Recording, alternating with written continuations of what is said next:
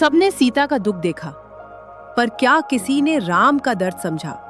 एक औरत अपने दर्द को आंसुओं के जरिए बहा देती है, पर एक पुरुष, उसकी आंखें कभी ओझल नहीं होती, लेकिन वो हर दिन अंदर ही अंदर थोड़ा थोड़ा टूटता रहता है। शायद इसी वजह से दुनिया ने माँ सीता का दुख तो देखा, पर प्रभु श्री राम का दर्द कभी समझ ही नहीं पाई। तो आइए आज उस पीड़ा को समझने की कोशिश करें जो राम ने सीता को त्यागने के बाद झेली, वो व्यथा जिसे कभी कोई समझ ही नहीं पाया।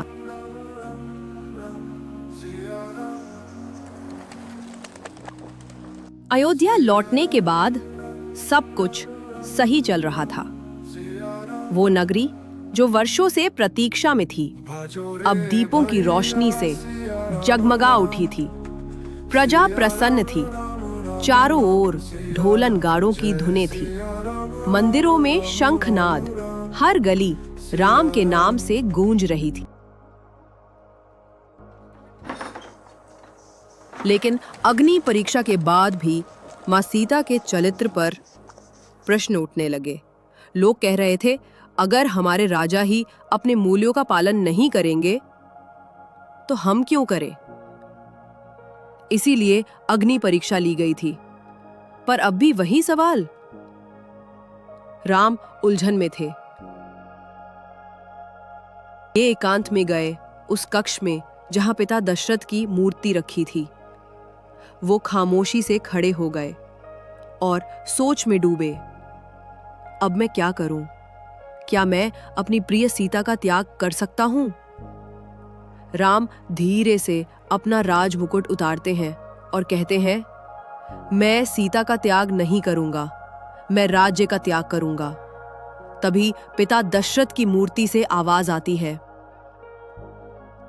पुत्र राम, राज्य स्वीकारते समय तुमने जो शपथ ली थी, क्या उसका अपमान करोगे? याद रखो, रघुकुल रीत सदा चली आई, प्राण जाए पर वचन न जाए। अब राम सिर्फ एक पति नहीं थे, वो एक राजा थे। राजा जिसकी प्राथमिकता उसकी प्रजा थी, और अब एक जिम्मेदारी को निभाने के लिए दूसरी को त्यागना ही था। फिर राम ने वो निर्णय लिया जिसने राम और सीता दोनों के हृदय को चीर दिया।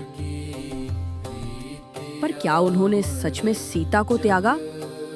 नहीं, राम ने स्वयं का त्याग किया था। उन्होंने अपना सुख त्यागा, अपना प्रेम, यहां तक कि अपने बच्चों तक को भी।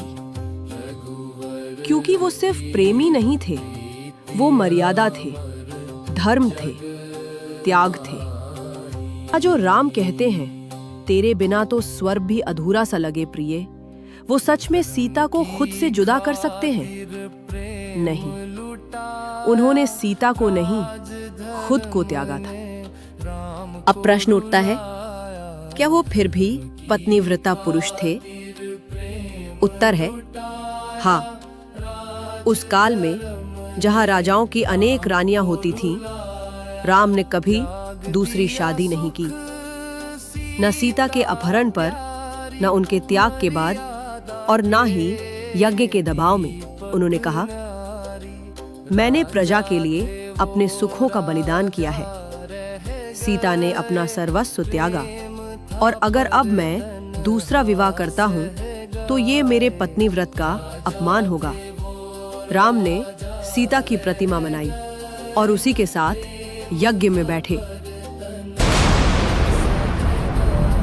एक ओर सीता अग्नि जैसी पीड़ा में तप रही थीं, तो दूसरी ओर राम प्रेम, धर्म और मर्यादा की उसी अग्नि में जल रहे थे।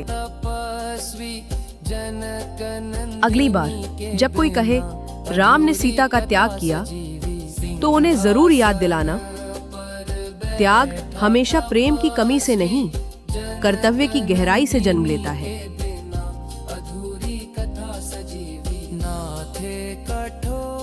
एक सैनिक सीमा पर खड़ा होकर अपने संसार को छोड़ता है और देश के लिए मर मिटता है। हम अपने नेताओं से भी तो यही उम्मीद करते हैं ना, कि वे अपने परिवार से पहले देश को चुने। वैसे ही राम ने राजधर्म के लिए अपने प्रेम का बलिदान दिया। सच कहे तो इस संसार ने मां सीता का दुख जाना समझा, पर प्रभु श्री राम के बलिदानों को ये संसार कभी समझ ही नहीं पाया। तो अब आप ही सोचिए, राम का प्रेम त्याग था या तपस्या? अगर ये कथा मन को छू गई हो तो इसे एक सच्चे राम भक्त तक जरूर पहुंचाइए, ताकि राम का नाम युगों तक गूंजता रहे। और कमेंट्स में जरूर बताइए, आप प्रभु श्री राम की जगह होते तो क्या चुनते, प्रेम या धर्म?